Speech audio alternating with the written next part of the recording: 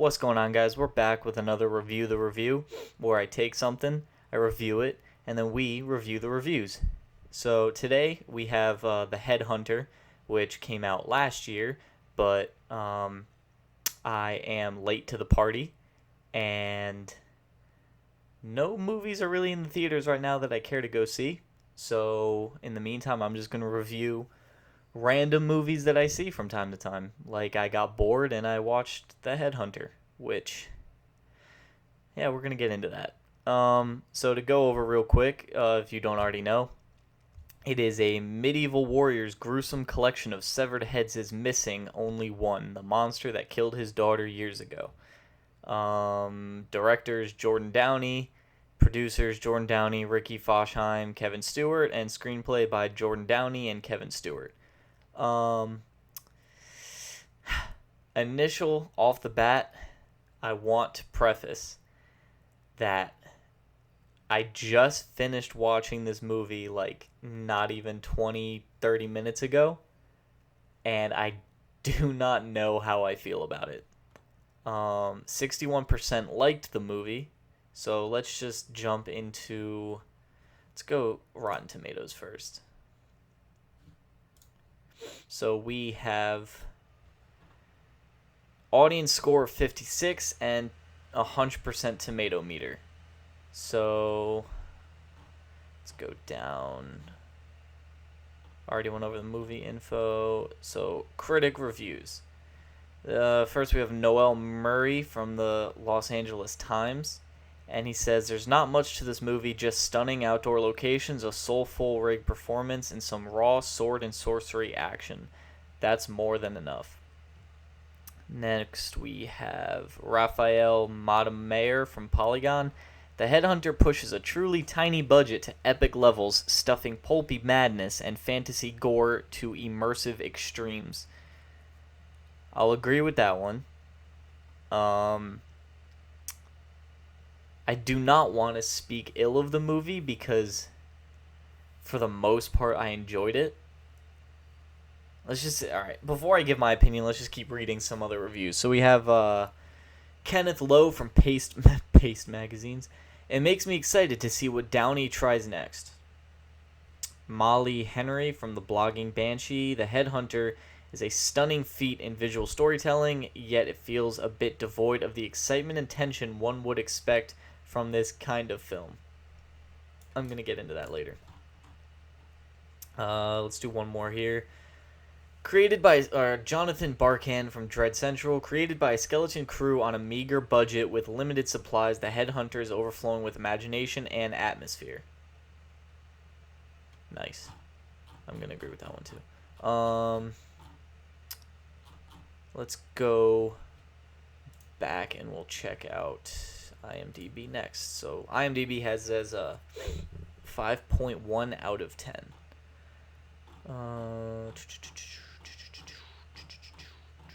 User reviews. Yeah, so we'll go over some user reviews. There are 103 user reviews, so we'll just do a couple of them. So first one we have here, 8 out of 10 by this guy. Not even gonna try and pronounce that. Don't read the reviews, just see it. Don't read the reviews, just see it for yourself. Gotta love these IMDb reviews from people who know nothing and rate every Marvel movie 10 out of 10. No monster fights, so I give it 1 out of 10. Okay. In the movie, the point of the movie is this guy gets paid to hunt down monsters in the local area outside of a castle. He doesn't live in the castle with all the people in the townsfolk. He lives by himself. Well, he used to live with his daughter, but as you saw in the description earlier, his daughter dies, and that's like the first 5 minutes of the film. So he lives by himself, and he gets paid to hunt down these monsters. Now, you do not actually see him fight any of the monsters in the beginning of the film that he's hunting down. It'll cut to him getting the call, riding off on the horse, and coming back to his house with the head. And he'll be like injured from the fight, and that's what he's saying here, where people are complaining that there was no badass monster fights. You do see the monster that killed his daughter. You get scenes where he actually does interact with that monster, and towards the end there is a, I don't know if I'd call it a fight scene per se, but there is a scene between them. But there is no glorious monster fights. So he says you can't expect stuff like that from a low budget film. True. This film was unique. It had cool landscapes, great cinematography, and ending that I wasn't expecting. I'm going to agree with that because I did not see that ending coming. I would love to see more of this type of dark medieval movie in the future with bigger budget. This was a very small scale film. There's only just one actor.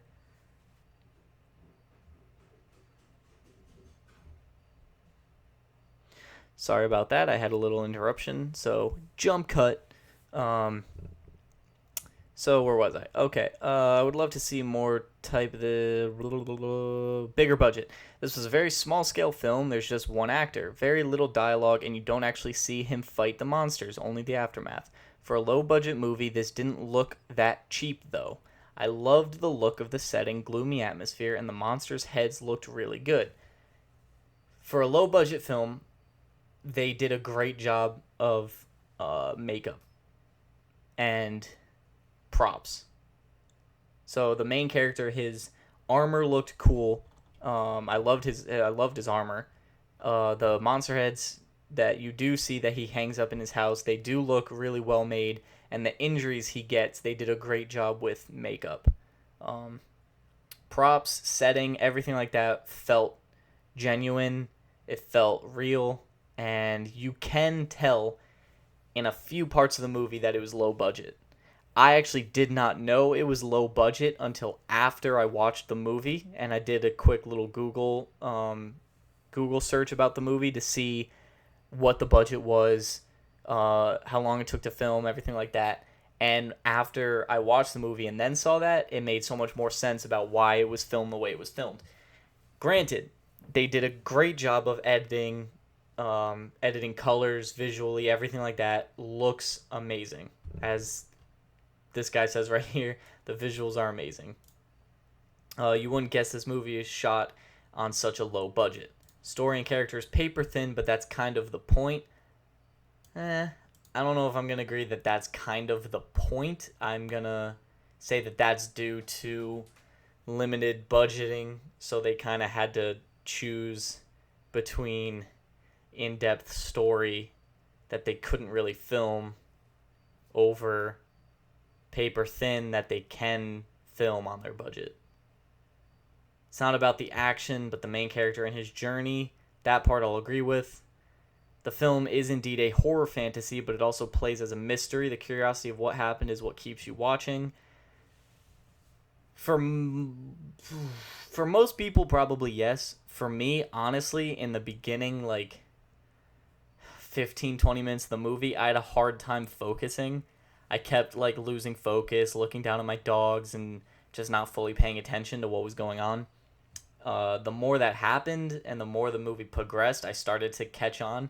It just didn't have a strong hook for me at the beginning. But again, that's just my opinion. Don't take my word for it. Everyone's different.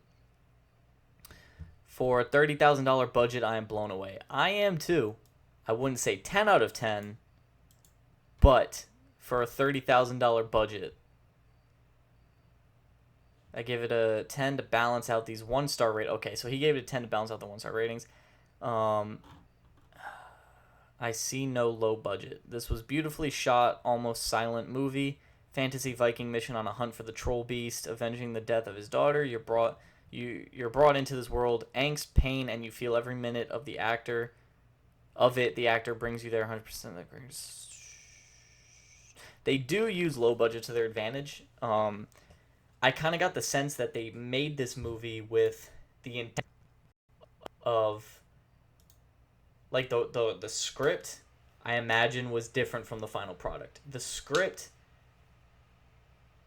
in the final product seems like it was cut down and shaved away at because of the budget, which is not an issue. It's just I would love to have seen how this movie would have turned out if it had like a studio, like a massive studio budget. It visually, let's here, I'm going to just look at some images. So you can see here, this is a picture from manlymovie.net. That's his armor. For a $30,000 budget, that's what they came up with. I was blown away by that alone. Let's see if we can get some landscape. So this is his house in one of the scenes. This is where he lives, and you can see the props, like that's his sword, the way the character looks, everything, the setting, the editing of the colors. It's authentic, it's good, and a $30,000 budget, like, I was also blown away. The location, I don't know exactly where they shot it. I saw 3 different Google articles that had 3 different answers, but yeah, we're not too many photos of it, but just enough that you can kind of grasp the point I'm trying to say. Of it did have good makeup, good visual effects. The actual monster was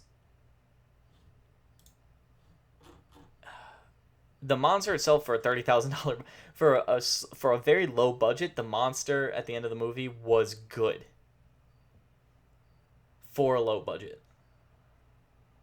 If I was rating this movie and it had a sizable budget and that was what they gave us, I would have been like, okay, they took the lazy way, they were saving money, it was cheap, like that kind of thing. But for what you actually ended up, for what you get out of the movie from what they put in, I think they deserve praise.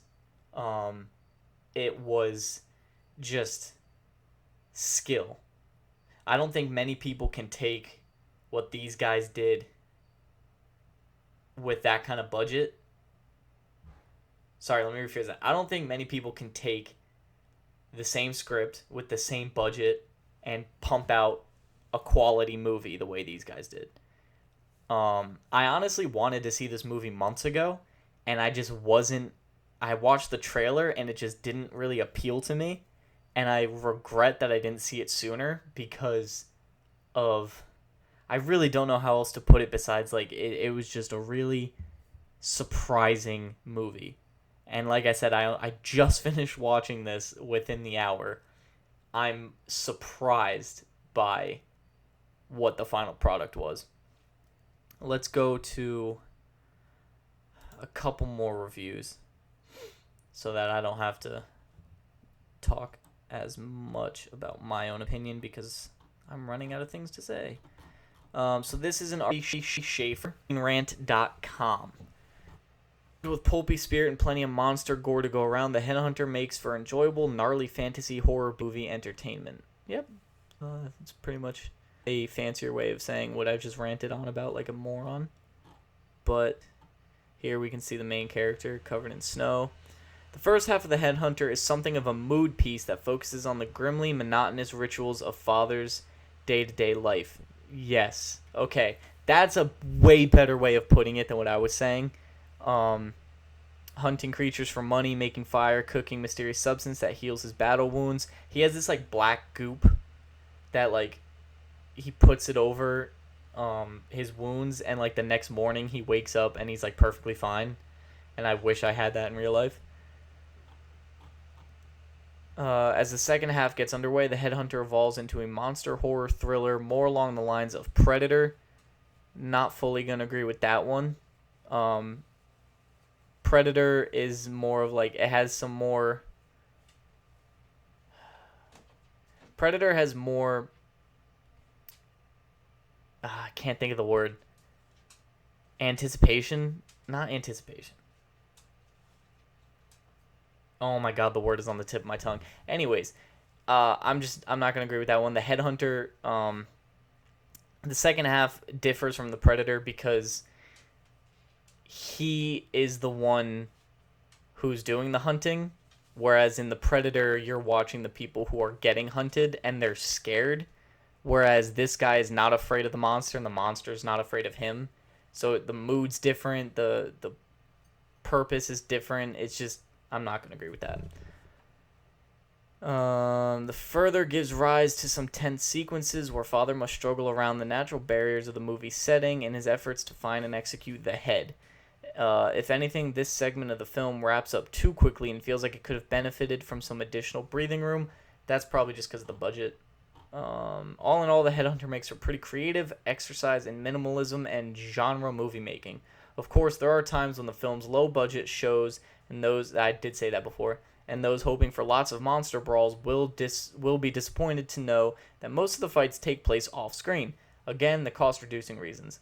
This story is real, meat and potatoes narrative too, and is overall lacking when it comes to substance and emotional impact. Still, Rai has the screen presence needed to pass for a convincingly Conan the Barbarian-like brutish warrior, and his adventure at large has an equally dark and rugged vibe. So for the most part, yeah, I agree with the things that Sandy Schaefer said here, and I'm not going to keep this video going too long because, I mean, the movie was an hour and 12 minutes, but I don't have too much to say besides I agree with most of these reviews. I neglected to spend too much time on the user reviews on IMDb and look at the ones on Rotten Tomatoes because I did not want to read out a bunch of people saying that the movie was crap because they felt it was boring. If you like a story, if you like some mystery, I wouldn't. It's genred as a horror, but I didn't feel it had horror elements, but not like jump scare. Well, they tried to do some jump scares. I just didn't get scared. But not to blow smoke up my own ass. But if you like medieval, if you like The Witcher, like the video games The Witcher, if you like monsters, if you like story, if you like I mean, everyone loves action, but if you do like something that's quality without the action, this is a movie that you should definitely check out. And with that, I'm going to wrap up the video here, and I hope you guys enjoyed, and I'll catch you in the next one. Peace.